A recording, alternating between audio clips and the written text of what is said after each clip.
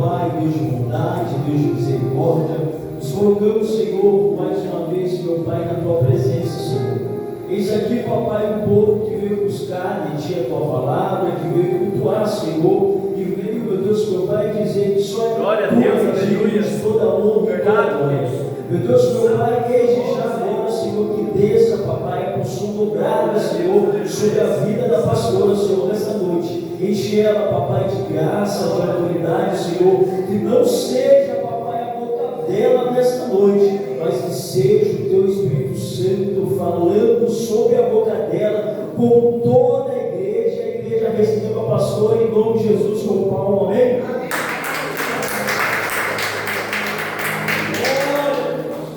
Salve a igreja na paz do Senhor Jesus. Amém. Glória. Vamos se aceitar, igreja. Glória. Meus amados, Deus é tão maravilhoso, porque quando um dia o Senhor chegou para mim e falou que eu iria ser pregadora da palavra, eu debochei, sabe? Eu nem sei ler a Bíblia direito. Pastor, obrigado pela oportunidade missionária. E aí Deus foi levando. E hoje, no dia que o irmão me convidou, o pastor me convidou para vir trazer a palavra, eu falei, Senhor, eu peço tanto para você convidar, que o povo me convida. E eu lembro que a primeira vez que pediram para mim levar uma palavra, foi até no seminário, e aí eu morava no sítio, eu fui pro meio do mato e falei, Deus, para que eu não quero fazer isso, né? Eu vou abrir a Bíblia, mas eu quero falar comigo do que eu não quero. E aí abriu justamente na palavra carbono hoje. Nossa Deus, eu até chorei a hora que ela leu ali, né? Eu falei, eu te conheço desde o ventre da tua mãe. Onde tu for, não é você que vai falar, eu falarei. Então, faz, Senhor, Deus ele é tão maravilhoso que Ele conhece o nosso íntimo, né? O que incomoda, o que causa desconforto. Irmão, você vai ver o seu filho aqui nessa igreja. Glória a Deus, aleluia. Aleluia, Santo.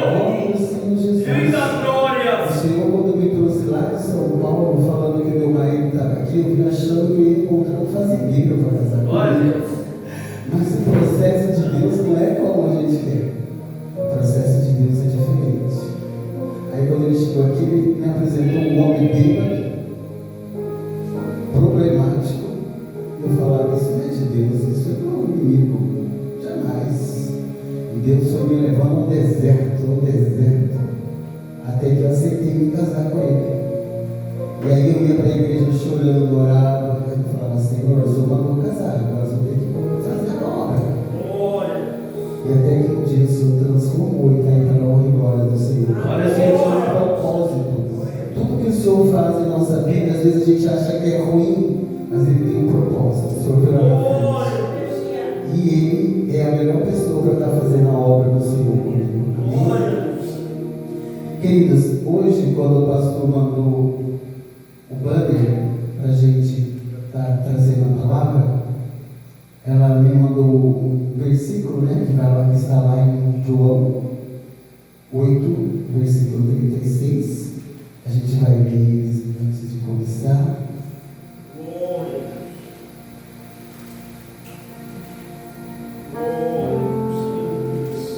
Glória a Deus, aleluia, Senhor. Glória. E diz o seguinte aqui no nosso no João 8,36.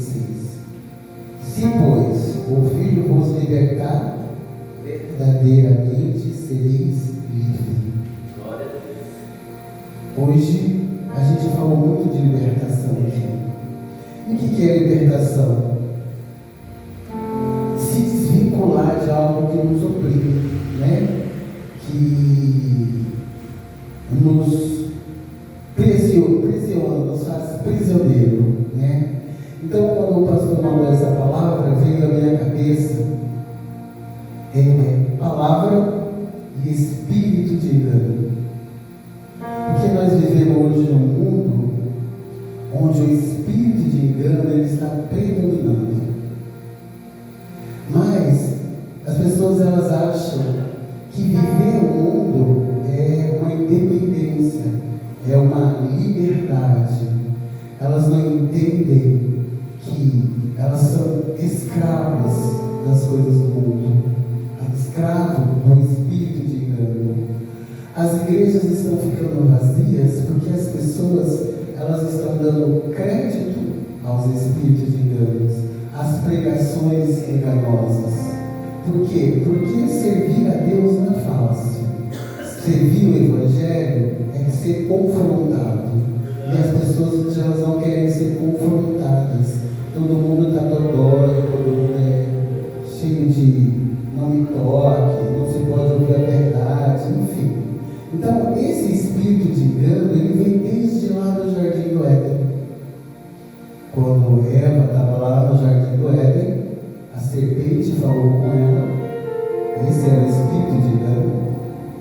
Satanás colocou na mente de Eva que ela poderia ser igual a Deus. Porque Satanás ele usa aquilo que nós desejamos para nos levar ao que ele quer fazer conosco. Então ele colocou na cabeça de Eva que ela seria igual a Deus se ela comesse aquele fruto. Então ela teve o desejo de ser igual a Deus. Porque Satanás, amados, ele não consegue saber o que eu penso, o que você pensa. Mas ele consegue observar o que a gente olha, o que a gente deseja. E ele trabalha em cima do nosso desejo. Ele vai te oferecer aquilo que te agrada, aquilo que agrada a tua carne. Então, esse espírito vem já lá desde o Jardim do Éden. E em Gênesis 9, depois que o povo saiu lá do jardim, depois que Adão e Eva saíram do Jardim do Éden, eles saíram da cobertura espiritual de Deus e passou a viver por seus próprios meios, pensamentos. E se gerou um povo também liderado pelo espírito de engano, né? Teve Caim e Abel. Caim matou o Abel. Por quê? Porque também era esse espírito de engano. Porque o que causa o espírito de engano na gente? Ele causa a dependência das coisas mundanas. Nós desejamos tudo que está no mundo, tudo que nos dá prazer à carne. E a gente se afasta de Deus, né? Então, o povo se envolveu com esse espírito mundano, que até hoje ele está aí. E aí o que Deus fez? Deus resolveu eliminar esse povo. Então, pediu para Noé construir a arca. Noé construiu a arca. Noé falou para o povo sobre o dilúvio, mas ninguém estava ouvindo, ninguém queria ouvir, porque estavam todos envolvidos nos seus prazeres, nas suas idolatrias, nas coisas que o mundo lhe oferecia. Então entrou na arca só a família de Noé. E quando terminou o dilúvio, que Noé saiu da arca com os seus filhos, seus 3 filhos, era Sem, Caim e Jafé. Deus abençoou a Noé e seus filhos e deu a eles o direito de comer os animais que antes não tinham autorização. E Noé, ele era lavrador e ele fez uma vinha, e dessa vinha ele fez o vinho e se embriagou e se pôs no dedo da tenda dele. E o seu filho Cã entrou, viu ele nu, saiu de lá e fez que os outros soubessem. A Bíblia não consegue às vezes nos trazer clareza das coisas, mas o que alguns estudiosos acham? Que Cã debochou, né, do pai, e isso, ou de repente ele fez algo até mais sério, não tá? Porém, quando Noé acordou, os outros 2 filhos pegaram, né, uma manta, entraram de costa na tenda e cobriu o pai. Quando ele acordou, fez ele saber o que tinha acontecido. E Noé, ele amaldiçoa Canaã, que é filho de Cã. Ele não amaldiçoa a Cã, que fez o fato. A Bíblia não diz por quê, mas alguns acreditam que é porque Noé viu em Canaã o mesmo espírito espírito que estava no pai. Né? Por quê? Porque entre a família, como a irmã falou aqui, todos eles conheciam a Deus. Eles tinham os ensinamentos de Deus. Só que Cã, ele saiu desse ensinamento e se portou de forma errada, de forma pecaminosa, e também seria está sendo usado pelo Espírito de Deus, que nos leva a pecar, o Espírito de Deus. Então, pode ser que Noé viu em Canaã esse Espírito, e também porque quando eles desceram da arca, Deus havia abençoado Noé e seus filhos. Talvez, eu não sou teóloga, mas talvez por Deus já ter abençoado a Cã, Noé não podia amaldiçoá-lo, então amaldiçoou Canaã. E Canaã, ele se desenvolveu lá na cidade de Canaã, se multiplicou, a mesma cidade que Abraão herdaria depois dos seus descendentes. Se multiplicou. E esse povo também era liderado pelo espírito de engano. Eles adoravam imagens, eles matavam crianças, eles acreditavam num Deus fértil, então eles faziam todo tipo de abominação. Então eles viviam da forma deles, do modo deles, do prazer deles. E Deus abominava esse povo. Por quê? Porque os prazeres deles, as pessoas que vivem guiadas pelo espírito de engano, elas se afastam dos princípios de Deus. Você pode ver que toda pessoa que ela vive o mundo, ela vive seus prazeres, elas não conseguem viver os princípios de Deus, elas negam isso. Amém? Amém. Então, a Bíblia diz que nós não podemos nos tornar no formato do mundo. Nós não podemos.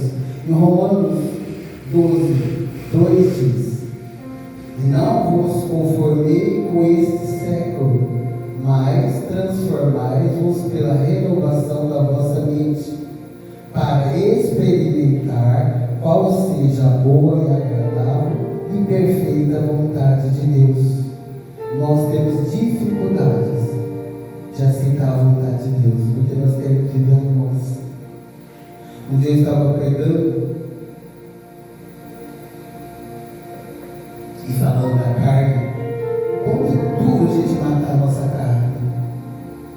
E o Senhor ministrou no meu coração: nós somos feitos do pó dessa terra.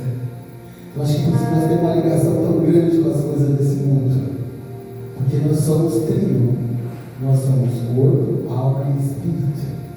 O nosso corpo, ele existe para a gente viver nesse mundo físico. Ele é feito do pó dessa terra. A nossa alma é aquela que sofre, que sente todas as dores, todo o sofrimento, todas as emoções. É a nossa alma sente. E o nosso espírito é aquele que Deus soprou dentro de nós. Esse tem o desejo de se relacionar com Deus. Então, quando a gente não se relaciona com Deus, a gente tem um vazio existencial. Nós tentamos preencher com as coisas do mundo. Porque antes de Adão pecar, o homem tinha sido criado para se relacionar com Deus. Então a gente perdeu esse relacionamento com Deus. E Cristo veio para nos devolver esse relacionamento com Deus. Então, as pessoas que vivem no mundo, elas vivem um vazio existencial. Por isso que elas mergulham tanto nos vícios, né? Porque eles tentam preencher o seu vazio com as coisas do mundo, com a bebida, com a droga, com a prostituição, de alguma forma que é preenchido. E o inimigo, ele trabalha tanto que você pode ver. Se fala de todo tipo de religião, se fala de todo tipo de cultura, mas a Bíblia quase não fala nas redes sociais assim, né?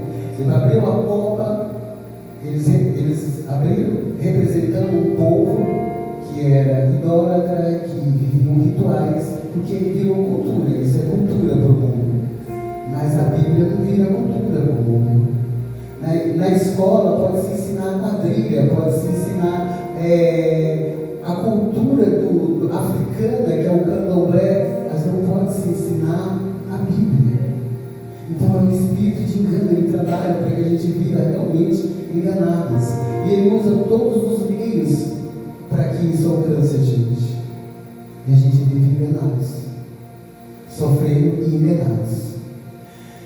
Em 1 Timóteo 4, 1, 2 diz: ora, o Espírito afirma expressamente que, nos últimos tempos, alguns apostarão da fé, porque obedecerão a espíritos enganadores e a ensinos de demônios, pela hipocrisia dos que falam mentiras e têm cauterizado a própria consciência. Então, amado, Satanás ele usa pessoas para distorcer o Evangelho de Cristo. Tem igrejas que elas pregam o que conforta o homem e não o que vai nos levar a Deus. Porque tem igreja que elas estão preocupadas com o dízimo, com o que elas vão receber. Então a pessoa está lá dentro pecando, mas ela não fala a verdade, porque ela não quer perder o dinheiro, ela não está preocupada em salvar almas. Então esse é o espírito de Deus que está trabalhando para que a gente perca a nossa salvação. Gente, mas o que nos leva a nos moldar a esse mundo? Sabe por quê, queridos?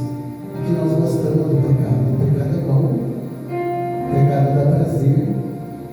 Então, é isso que nos faz, né, se moldar ao mundo. A pessoa compra, mas não paga, né? Porque a gente vê as pessoas às vezes postando roupas, comidas.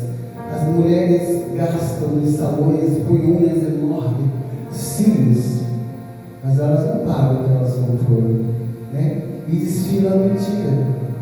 Então as pessoas elas mentem para si mesmo. O espírito de engano ele está tão ousado que as pessoas se enganam a si mesmas. Elas acabam se enganando a si mesmas. Elas mentem para si mesmas. Então, o que nos leva a ser envolvido por espírito de engano?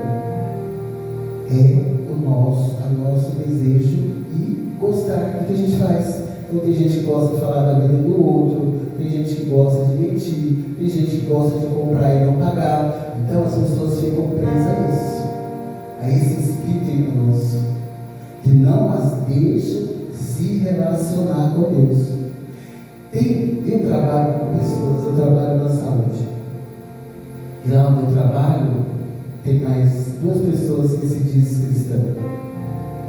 Mas elas se sentam na mesa e falam de todo tipo de coisa, e você não sabe quem é cristão e quem não é. E eu tento me afastar, porque tem assuntos que nós que servimos a Deus, a gente não pode participar. Deus não quer que a gente ignore ou se sinta melhor que ninguém, não somos. Nós só podemos sentar numa mesa com pessoas pecando se for para falar de Jesus. Se não for para falar de Jesus, então saia. Porque lá elas dizem para mim que Jesus, ele é amor. E que Jesus falou com os pecadores. E que Jesus nos ama. Claro que ele nos ama. O Senhor, ele ama o pecador, mas ele odeia o pecado. E quando ele falou com o pecador, foi para falar do Evangelho. Não foi para fazer parte do pecado. Glória a Deus. As pessoas não conseguem diferenciar isso, sabe? Eu posso me sentar com o escarnecedor para falar de Cristo, para falar do Evangelho de Deus, mas eu não posso permanecer lá. O Senhor diz, o Senhor chamou os apóstolos, deu a eles poder para curar, para salvar, para ressuscitar, e mandou ir em grupo de 2 falar do Evangelho. Mas ele disse para eles: a cidade que não aceitasse o Evangelho era para eles saírem de lá e sacudir até o pó das cidades. Então, se você está conversando com alguém que quer ouvir sobre Deus, amém, fala. Mas se você está falando com uma pessoa que quer falar do mundo ou de outra pessoa, saia. Não se deixe se envolver com o espírito de engano. Então as pessoas acham que elas podem viver no mundo porque Jesus é amor. Então o espírito de engano tem envolvido as pessoas nisso. Jesus é amor, ele me ama do jeito que eu sou. Eu tenho um membro que ele saiu da igreja, uma moça, porque um dia o pastor foi lá e falou de roupa de mulher. Ela não voltou mais. Ela disse que estava falando na carne, não no espírito. Então isso, o espírito de engano faz com a gente. E a gente precisa se libertar disso. Eu fui criada numa família que nunca foi à igreja. A minha mãe tinha tudo que era tipo de imagem na parede. Meu pai tinha um livro chamado Livro de São Cipriano, que era um livro de bruxaria. Eu nunca ouvi falar de Jesus. Então eu tive uma infância muito ruim, muito triste. Heranças, sabe? Heranças espirituais ruins. Então eu tive relacionamentos destruídos, eu tive filho doente. E Deus, ele sempre nos avisa, ele sempre manda alguém falar com a gente sobre ele. Ele nunca, sabe, quando Jesus voltar, ninguém vai poder dizer, eu não sabia. Não, porque o Senhor sempre manda alguém avisar. Se eu estou no pecado, o Senhor vai usar um profeta para ir lá falar comigo. Porque ele nos ama, mas ele manda. Então, uma pessoa havia me falado que Jesus, ele conhece os nossos pensamentos, nosso íntimo, e que Satanás não consegue ler nosso pensamento. Eu estava vivendo uma vida destruída. Eu tinha um filho doente. Meu marido batia, até quando ele foi embora com outra mulher. Eu estava passando fome, as crianças passando dificuldade. Eu andava na rua, eu não tinha. Sabe quando você vive um robô, você sofre tanto que você nem pensa, você anda. E aí eu vi uma placa de uma igreja e veio na minha mente aquela frase que a pessoa falou: Satanás não pode ouvir o que você pensa, mas Deus pode. Aí eu falei: Deus, se tu existe mesmo, se tu realmente existe, eu vou entrar naquela igreja e o Senhor vai me mostrar por que eu tenho uma vida tão desgraçada que eu falei. E eu entrei na igreja. E quando eu entrei na igreja, tinha um pastor lá, perto do altar. E a única coisa que eu percebi foi que ele estava vivo e eu comecei a me entortar inteira. Minha mão foi tudo para trás e eu comecei a afundar como um animal. Eu sentia o ar que saía das minhas narinas queimando meu rosto, sabe? Uma coisa horrível mesmo. Só que eu não perdi a consciência. Eu fiquei lúcida. Eu via tudo. Porque eu havia pedido para Deus me mostrar por que eu tinha uma vida tão desgraçada. E aí ele mostrou o que eu tinha na minha vida. Era o espírito de engano, eram espíritos. E aí eu fui caminhando em direção ao altar e aquele pastor veio em minha direção.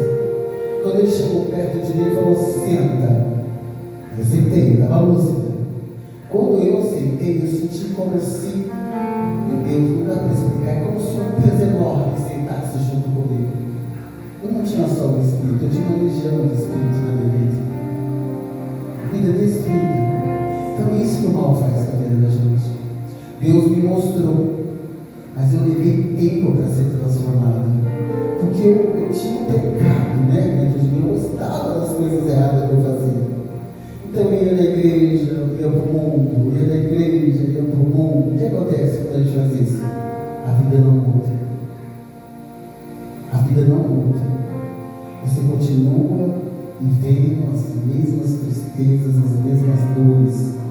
Porque a luz só entra quando as trevas saem. Não habita a luz e treva no mesmo lugar. Amém? Então, aquele dia eu entendi o que eu tinha, mas eu levei um tempo para me libertar desse pecado. Porque a gente precisa matar a carne, não é fácil matar a carne. Em Mateus 4, do 1 ao 10, porque hoje eu vou falar sobre esse espírito de engano e sobre a palavra, porque a palavra é que nos liberta, a palavra é que nos salva, mas a palavra verdadeira, né? Não a palavra que nos conforta, não a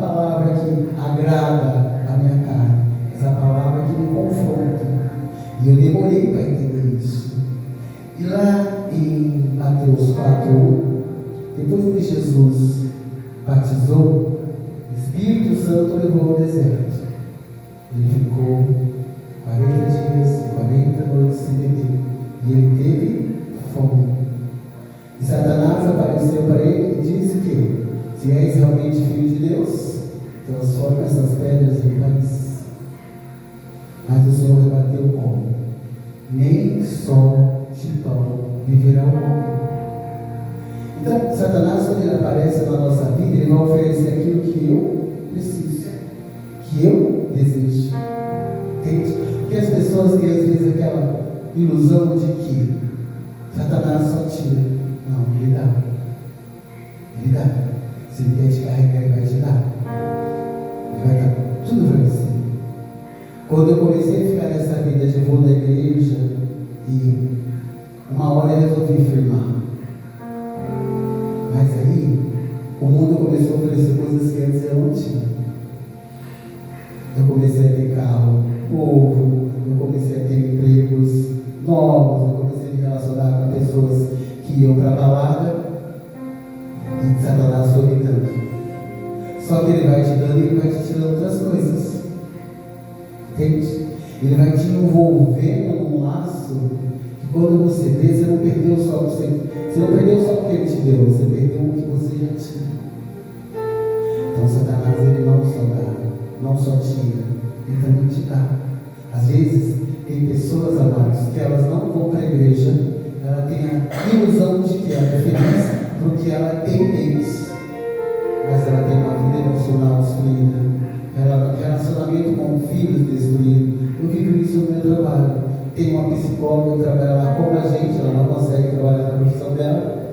O filho, nossa, a relação com o filho é vergonhoso com o marido, mas você fala com ela fala como se ela fosse a pessoa mais feliz do mundo. Ela não consegue ver o mal que está na vida dela. Porque quando a gente está enganado, a gente não consegue perceber. E a gente nem quer ouvir de Deus. Eu tento falar de Jesus para elas, mas elas acham que eu que sou a louca, eu que sou a doida. Então, Jesus disse para Satanás: não só de pão viverá o homem. Então o Senhor rebateu Satanás com a palavra. Não foi? Não foi com a palavra?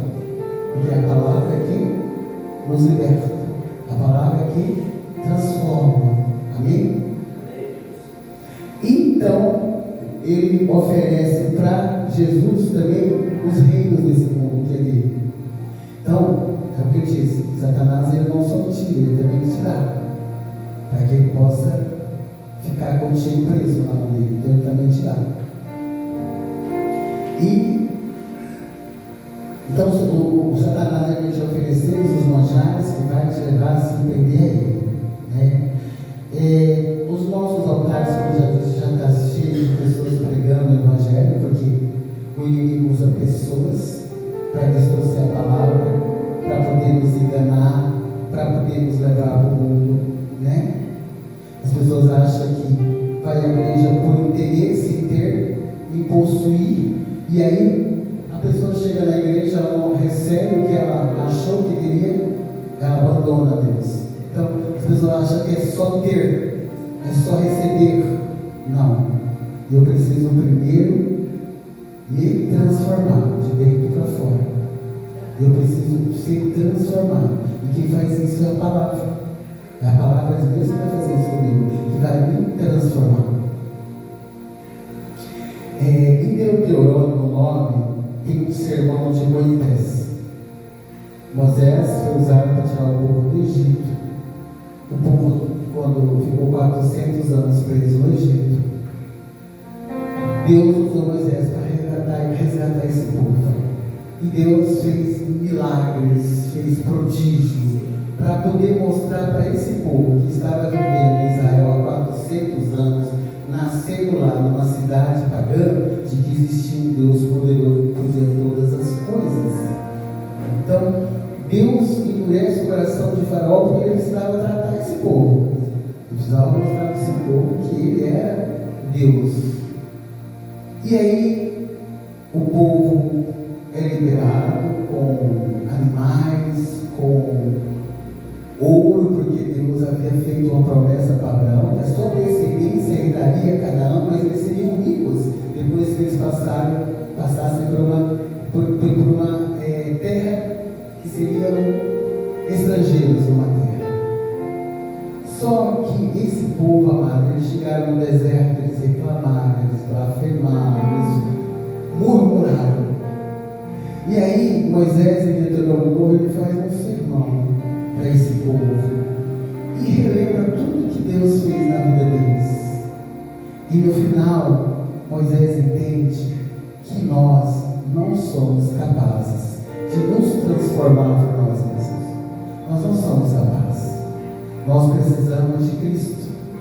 Nessa época não tinha Cristo, mas Moisés já entendeu que nós, sozinhos, nós não somos capazes de transformar, de ser pessoas melhores, de abandonar o pecado. Não. Entende? Então, Moisés entende que esse povo não é capaz de mudar sozinho. Então, eles estão fadados ao fracasso. Porque nós amados, nós somos inclinados naturalmente para o mal. Nós temos essa inclinação para o mal. E o mal, ele faz o quê? Ele tira de nós a fidelidade com Deus. Deus é fiel conosco, mas nós não somos fiéis com Deus. A gente vive se prostituindo, né? Se perdendo no mundo. Mas Deus é fiel. Ele é fiel. É Mateus 16, 24.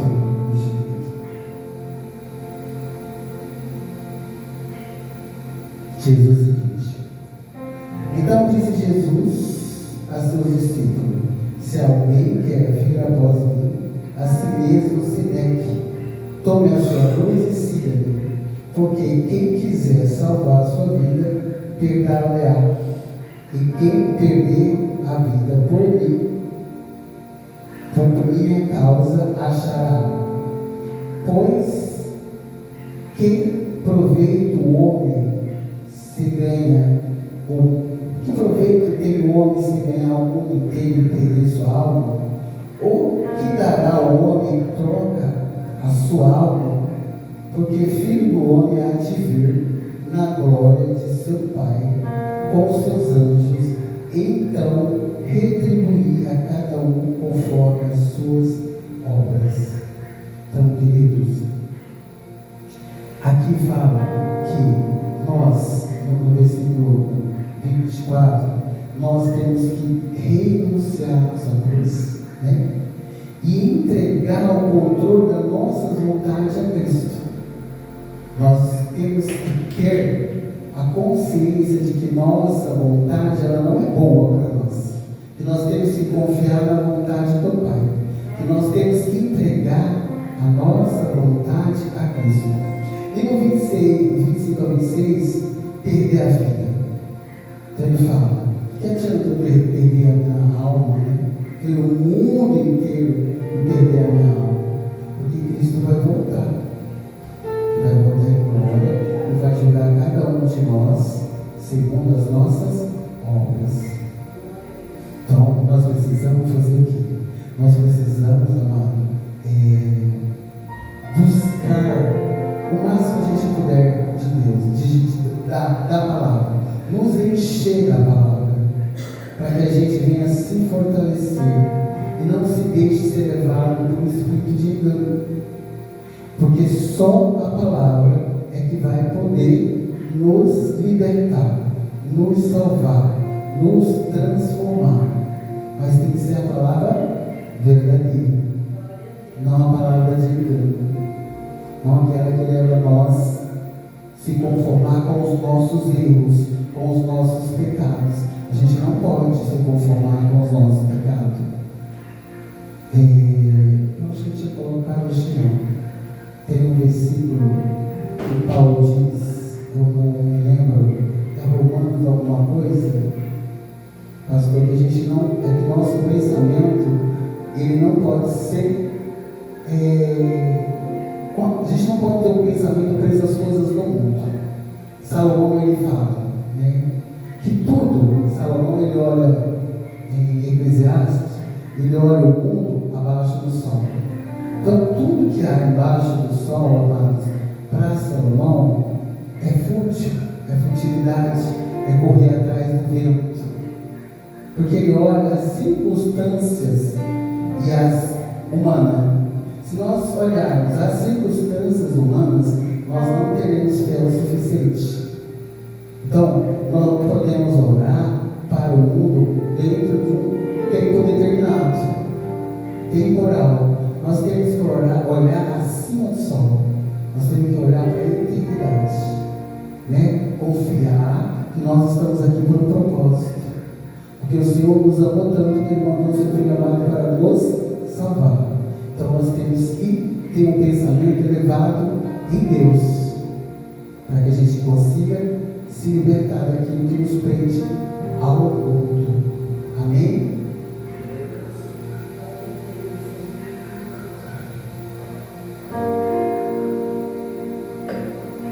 Em 1 João 1, fala que Jesus ele era o Verbo, e o Verbo se fez carne para vir à terra, por nós, não foi isso? E o que quer dizer verbo? Verbo é palavra, é uma classe de palavra que indica ação, estado, mudança. Então Jesus é o Verbo. Então a Bíblia é o próprio Jesus. Quando eu ouço a palavra de Deus, eu estou ouvindo Jesus. Eu estou me enchendo da presença de Jesus. Então eu só consigo me libertar se eu ouvir a palavra verdadeira. Então, amados, eu tenho que entender que eu só vou ser liberto, eu só vou me moldar ao caráter de Deus, eu só vou me render às vontades de Deus se eu viver o Evangelho. Porque Deus, o Senhor, Ele honra tudo aquilo que eu honro. Então aquele que vive a vontade de Deus, ele honra a Deus. E Deus vai nos honrar por isso. Amém? Então eu preciso viver e encher do Evangelho, da palavra de Deus, porque é ela que vai trazer transformação e libertação para a minha vida. E para todos aqueles que estão à nossa volta. Porque aquele que busca Deus, e o Senhor fala que através de nós Ele alcança as nossas gerações, nossos filhos, nossas famílias. Então é só através da palavra que eu vou ter mudança. E aí eu trouxe para nós o que a palavra de Deus pode fazer em nossas vidas. Porque não é só libertar. A palavra de Deus, a Bíblia diz, ela pode fazer muitas coisas sobre a nossa vida. E aí todas têm versículo onde foi citado.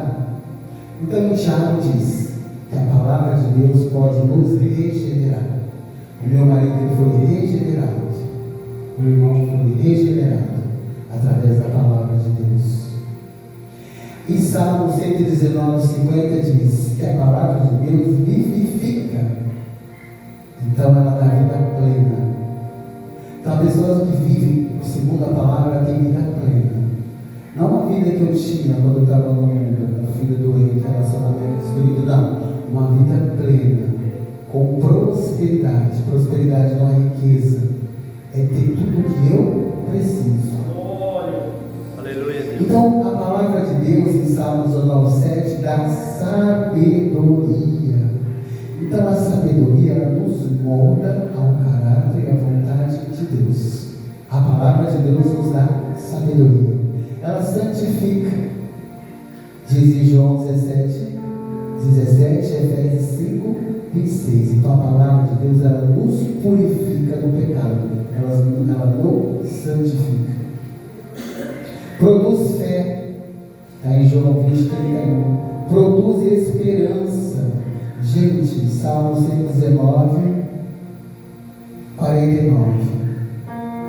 Aqui em Regis Feijó, como eu trabalho na saúde, a gente vê muitas pessoas que se suicidam e muitas pessoas que vão ao médico porque estão mentalmente doentes. Porque ele tem esperança. Como que a gente pode viver num mundo desse sem esperança? E a única que pode nos dar esperança é Cristo, é a palavra. Então, o povo padece por falta de conhecimento. A gente tem que ensinar esse povo, gente. A gente tem que lutar para passar conhecimento desse povo. Por isso a gente consegue libertar eles. Então, amada, a palavra de Deus nos traz esperança. E a esperança traz paz e calma. Não causa ansiedade, porque a gente fica ansiosos, porque queremos fazer a nossa vontade, do nosso modo, sem consultar Deus e sem aceitar a vontade de Deus. Então, a palavra produz paz, calma e esperança. Produz obediência, Deuteronômio 17, 19 ao 20.